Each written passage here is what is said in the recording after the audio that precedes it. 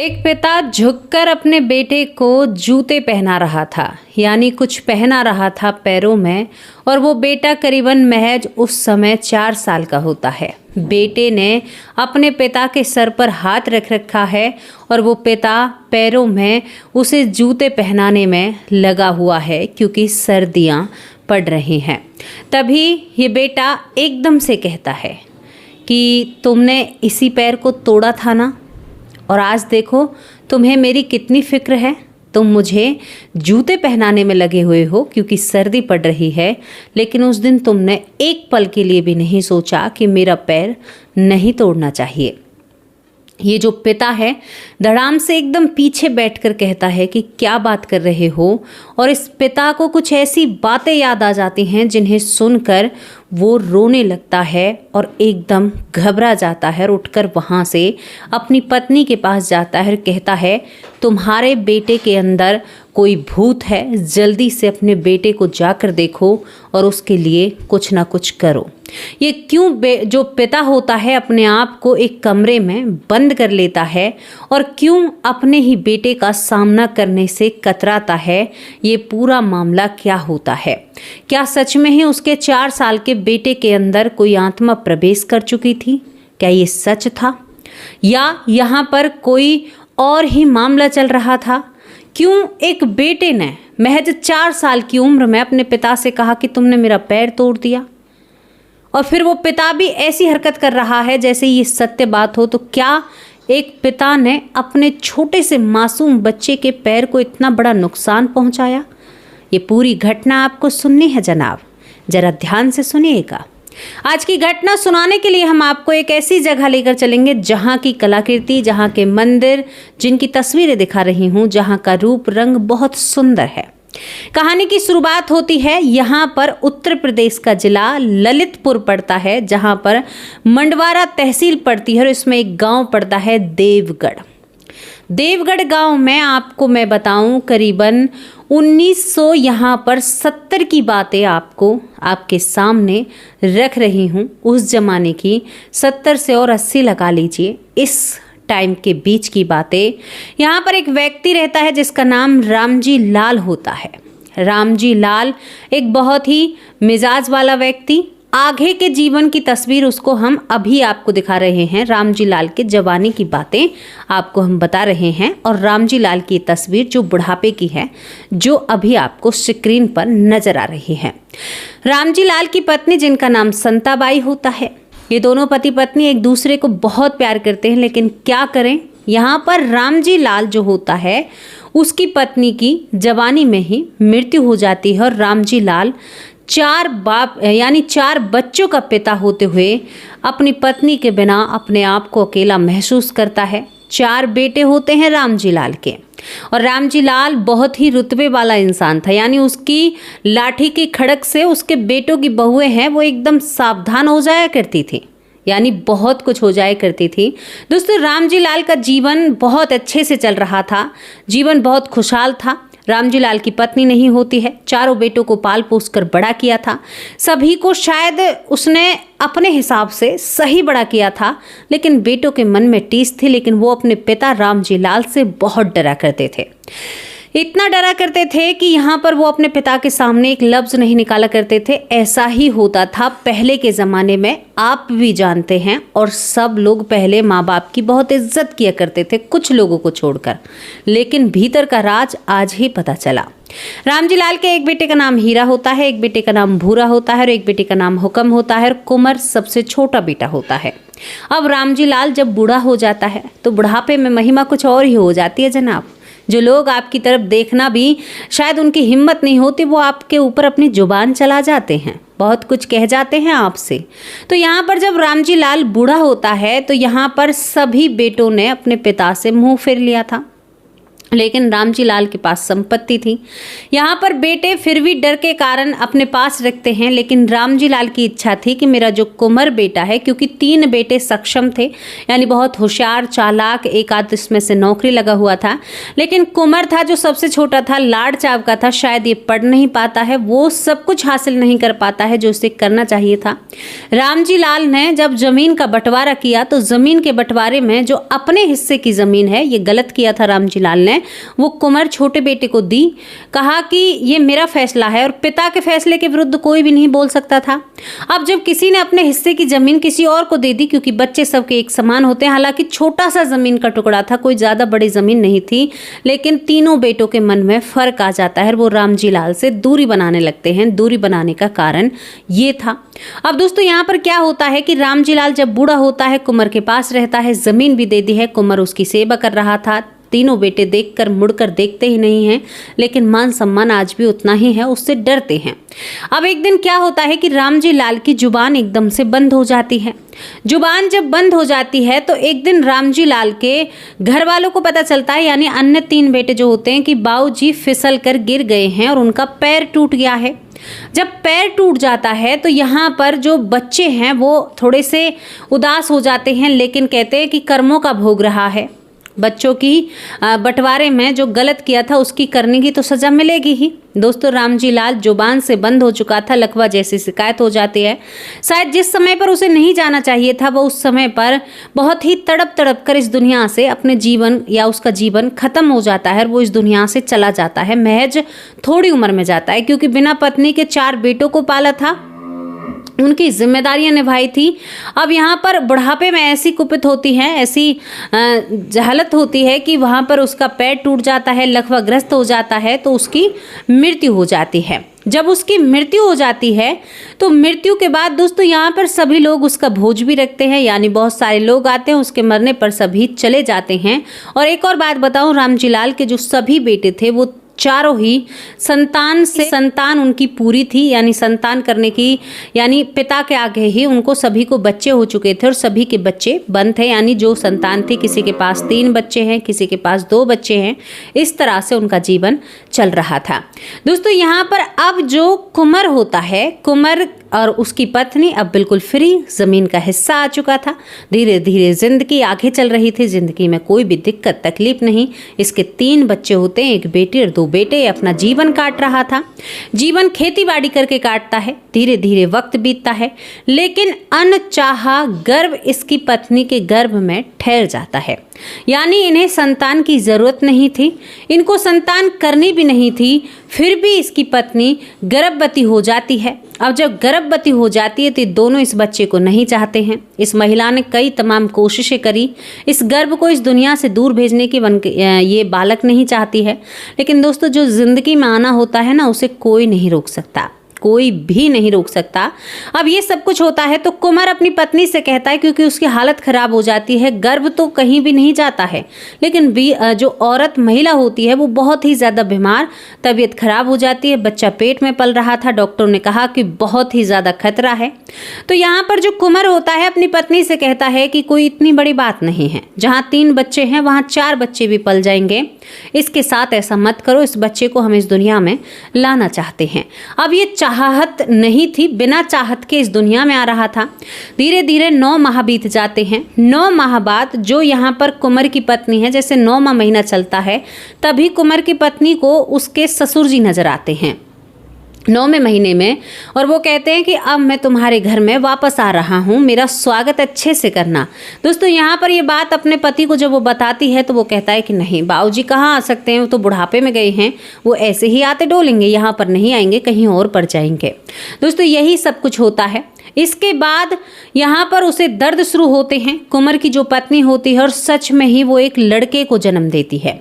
लड़के को जब वो जन्म देती है तो लड़का जब पैदा होता है तो उसके पैर पर एक निशान होता है, निशान के साथ वो लड़का पैदा हुआ था। अब यहाँ पर कुंवर खुशी मनाता है कि मेरे 3 बेटे हो गए, भाई मैं एक बेटा का ज़्यादा पिता बना हूँ। और खुशी तो सभी को होती है, जब पेट से कोई भी संतान निकले तो उसका बहुत ही सब खुशी मनाते हैं। दोस्तों यहाँ पर और भी वक्त निकलता है। ये लड़का जो पैदा हुआ था इसके लिए ब्राह्मण भोज कराया जाता है और इसका नाम प्रवीण रखा जाता है। प्रवीण नाम नए ज़माने का नाम रखने की लोग कोशिश करते हैं। यहाँ पर कुंवर अपने बेटे को बहुत प्यार करता है क्योंकि घर में सबसे छोटा था, बाकी बच्चे सब बड़े थे, भाइयों के बच्चे भी बड़े थे। तो ये पूरे जो परिवार था ना, 4 भाइयों का परिवार, सबका चहीता बन जाता है जिसका नाम प्रवीण होता है।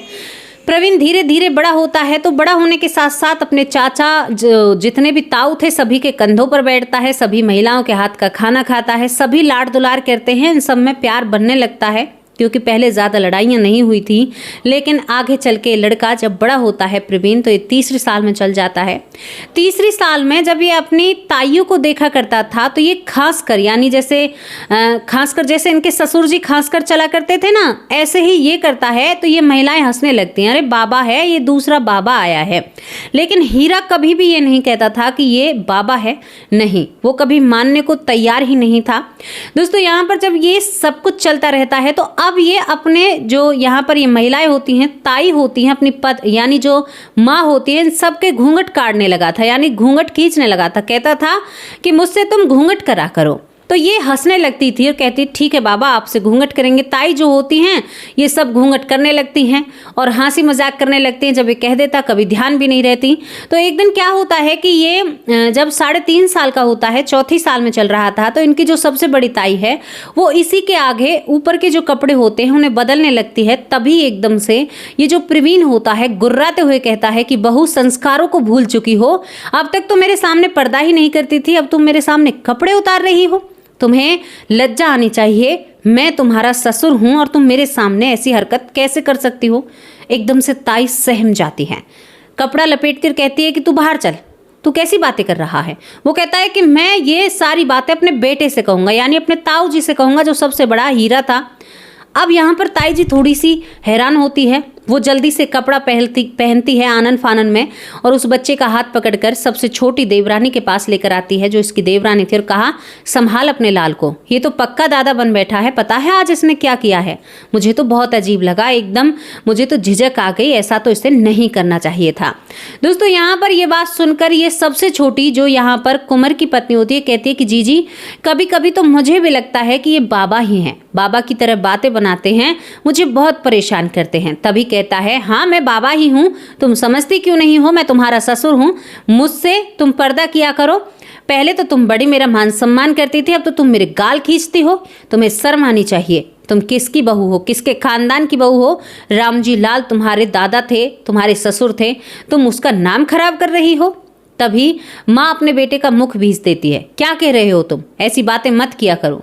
दोस्तों यहाँ पर अब एक दिन सर्दियाँ शुरू हो जाती हैं। ये लड़का अपने आप को रामजी लाल बताने लगा था जो प्रवीण था, लेकिन कोई भी मानने को तैयार नहीं होता है। लेकिन अब एक दिन ऐसी अनहोनी होती है, सर्दियों का टाइम था, शाम के वक्त कुंवर है अपने बेटे को जूता पहना रहा था जो कि सबसे छोटा बेटा था। तो यहाँ पर हाथ के बने हुए कुछ मोजे टाइप ऐसे जूते थे जो इसकी माँ ने ही बनाए थे, ऊन से बनाए थे, वो इसे पहना रहा था। तभी पहनाते हुए 4थी साल में चल रहा प्रवीण उसके सर पर हाथ रख रखा था जो कुंवर होता है उसका पिता। तभी कहता है कि इन्हीं हाथों से आज कितनी सेवा कर रहे हो तुम। तभी कुंवर कहता है कि तुम नन्हे से होकर बहुत सारी बातें बनाते हो, इतनी बातें कम बनाया करो। तभी वो कहता है कि एक जमाना वो भी था जब मुझे लखवा मारा और तुमने मेरा पाम धड़ाम से तोड़ दिया था, तुम वही बेटे हो।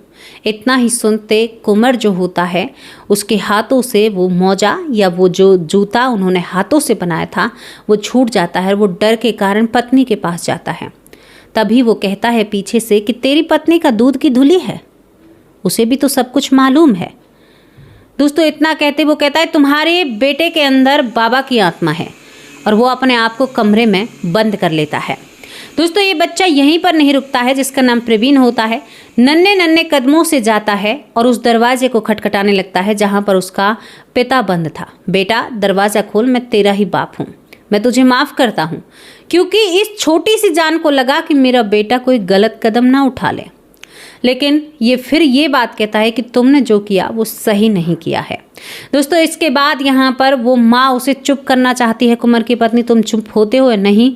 इसने अपनी माँ के गाल पर एक तमाचा रखा, कहा कि मैं तेरा ससुर हूँ, थोड़ा सा लहजा बदल ले, बहुत बेरुखी से मेरे सामने पेश आती है।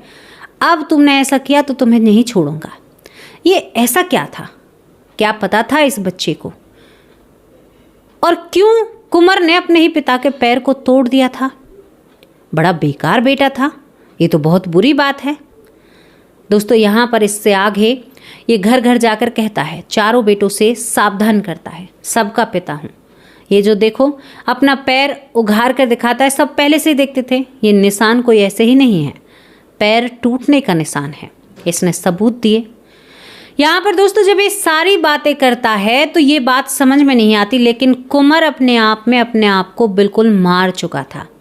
वो बहुत ही रोता है, विलाप करता है, क्योंकि पिता ने सबसे ज़्यादा साथ उसी का दिया। अब तीनों भाई शाम के वक्त कुंवर के घर आते हैं। कुंवर ये क्या बात हवा लग रही है, गली मोहल्ले को सबको पता चलता है कि भाई पुनर्जन्म हुआ है, ऐसे ऐसे घर में ही पिता आ गया है। लेकिन यहाँ पर भाइयों को भी खबर मिली कि कुंवर ने पैर तोड़ा था पिता का, हालांकि मोहल्ले को नहीं पता चलता है। तभी कुंवर अपने भाइयों के पैर पकड़कर कहता है कि भाइयों मुझसे गलती हो गई, मुझसे बहुत बड़ा पाप हो गया। अगर इसका सच में ही वो जन्म है, ये मेरा बाप है, तो ये सही सही बता रहा है। भाई जानना चाहते हैं। तभी नन्हा सा बालक कहता है कि अरे तुम्हें नहीं पता, ज़मीन का टुकड़ा मैंने इसको दे दिया, तुम तो मेरे बेगाने हो गए, तुमने तो मुझे अपने पास ही नहीं रखा, मतलब ही नहीं रखा, इसके पास रहने लगता हूँ तो ये मुझे बोझ समझता है। कहता है कि पड़ा पड़ा खाता रहता है, मुझे ये चांटे भी मारा करता था। बड़े बेटे से कहता है, हीरा से, भूरा से कहता है, हुक्म से कहता है कि इसने तो मेरा बहुत बुरा किया था। जब तुम लोग आते हुए दिखाई देते थे तो ये प्यार करने लगता था, जब मेरी जुबान बंद होती है ये सिलसिला उसके बाद शुरू होता है।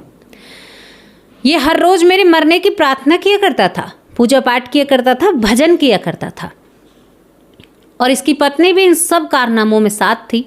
लेकिन यहाँ पर कुंवर रोते हुए कहता है कि बाबा मुझसे गलती हुई, आपके मरने के बाद मैं बहुत पश्चाताप करता हूँ।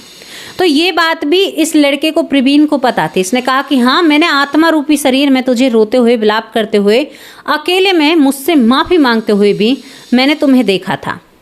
तभी तो मैं दोबारा तुम्हारे पास आया हूँ, तुम्हें यकीन दिलाने के लिए, एहसास दिलाने के लिए कि जो तुम करते हो, जो तुमने बोया है वो तुम काटोगे। अगर सोचो तुम्हारे साथ मैं सबसे छोटा बेटा बनकर आया हूँ, जैसे तुम मेरे छोटे बेटे थे, तुम्हारा कर्म बनकर मैं वापस लौट कर आया हूँ। जब 4 साल के बालक की ये बातें सुनाई देती हैं ना, तो कानों में बहुत एक गहराई और दिल में घबराहट होने लगती है। आपके सामने खड़ा होकर कोई आपके पोल को खोल दे, और वो भी इतनी पुरानी पोल जिसे आप और आपकी पत्नी ही जाने, तो फिर आप पर क्या बीतेगी? बहुत बुरी बीतेगी। क्या कहोगे इस बात के बारे में? इसने स्पष्ट रूप में जब कहा, और ये भी कहा कि मैं आपको क्षमा कर रहा हूँ, लेकिन आपके कर्म आपको कभी क्षमा नहीं करेंगे। मैं आपको क्षमा कर रहा हूँ। मुझे अब भी एहसास होता है, रोने लगता है कि मैं तुम्हारा बाप हूँ, लेकिन मैं तुम्हारा बेटा हूँ। ये घटना चारों तरफ फैलती है। इस घटना पर विचार, बहुत सारी बातें होती हैं, लेकिन इस घटना पर कार्रवाई क्यों नहीं हो सकती? क्योंकि वो व्यक्ति इस दुनिया में नहीं है, और इस जन्म में भी वो अपने पिता को बेटा ही मानता है और बहुत लाड दुलार करता है। आज भी वो प्यार और लाड बरकरार है उस बेटे के लिए। तो ये चीज़ें हमें कुछ सिखा कर जाती हैं। एक आत्मा अगर प्यार करने पर आए ना, तो दूसरे जन्म में भी तुमसे प्यार करेगी, तीसरे में भी करेगी। तभी तो कहते हैं पति पत्नी के बीच का प्यार गहरा प्यार बताया जाता है। तो हमारे शास्त्रों में हमारे बड़े बुजुर्ग, हमारे पंडित जो भी हैं, सब कहते हैं कि 7 जन्मों की शादी है। उसे ऐसे नहीं कहा जाता कि भैया आपके अंदर प्यार नहीं है और फिर भी आप साथ नहीं। आपका अटूट प्रेम रहेगा ना, आप एक दूसरे को बहुत गहरा प्यार करते हैं, तो मैं आपसे कह रही हूँ 7 जन्मों तक आप पति पत्नी बनकर इस धरती पर आओगे, अच्छे कर्म करोगे, एक दूसरे का सम्मान करोगे, तो वैसे ही आप बहुत अच्छे इंसान हैं। बुरे कर्मों से आप दूर रहेंगे तो आपको मनुष्य योनि तो ज़रूर मिलेगी। ऐसा कुछ नहीं है, आपके कर्म सही रहे तो आप कई बार मनुष्य का जन्म इस धरती पर ले सकते हैं। ये वो शास्त्रों की, वो ग्रंथों की, वो पुराणों की बात हैं जो शायद हमारी समझ से परे हैं, लेकिन जब समझ में आती हैं तो बहुत कुछ सिखला कर जाती हैं। दोस्तों, उसने अपने बेटे को माफ़ किया, लेकिन उसने एक नई पहल की। कहा कि अपने बुजुर्गों का मान सम्मान करो। कुछ पता नहीं है, आपके घर में जन्मा हुआ बेटा कहीं आपके पिता तो नहीं है। अनचाही संतान जब आती है तो ये सोच लेना कि वो कोई कर्म आ रहा है, या तो वो अच्छा कर्म आ रहा है या वो बुरा कर्म आ रहा है। कभी कभी ऐसा भी होता है, जो संतान अनचाही होती है वो आपको आसमान में बिठा देती है, आपका बहुत अच्छा कर देती है। कभी कभी अनचाही संतान आपको बिल्कुल ही बर्बाद कर देती। कहते हैं ना, अरे इसको तो हमने चाहा भी नहीं था, ये तब भी हमारी ज़िंदगी में आया, शायद हमें बर्बाद करने के लिए ही आया। आज ये चैप्टर आपको समझा रही हूँ। तो वो संतानें जो अनचाही आती है ना, वो हमारा कर्म आती है, और पहली संतान भी हमारा कर्म होती है। लेकिन ये ज़्यादातर है वो संतानें होती हैं जो आपके माँ बाप या कोई आपकी ऐसी आत्मा जिससे आपका लगाव और जुड़ाव रहता है, तभी वो आपके जीवन में आती हैं और आपको एक पाठ पढ़ा कर जाती हैं। जिस तरह से इस कहानी और इस घटना में कुछ चित्र हमने वहाँ उस गाँव के इस पूरी वीडियो में डाले हैं, वो ये रियल स्टोरी है और रियल ही वो चित्र हैं, और वो बाबा हैं जो वो भी रियल हैं। तो इस कहानी, इस घटना के बारे में आपकी क्या राय है, अपनी राय कमेंट बॉक्स में लिखकर जरूर भेजना। एक भाई हैं हमारे जिनका नाम रवि शर्मा है, उनका कमेंट मैं डाल रही हूँ। वो कहते हैं कि आपकी वीडियो के ज़रिए मेरे अंदर बहुत बदलाव आए हैं और जिन्हें मैं पाकर बहुत खुश हूँ। बहुत बहुत धन्यवाद भाई, आपका तहे दिल से शुक्रिया अदा करती हूँ। रवि शर्मा ने अपने आप में जिस तरह से बदलाव किए हैं, आप भी कर सकते हैं। और इस कहानी, इस घटना के बारे में लिखकर जरूर भेजना। मैं आप लोगों से विदा लेती हूँ। कल हाजिर होंगे एक सच्ची अच्छी स्टोरी के साथ। तब तक के लिए नमस्कार, जय हिंद, जय भारत।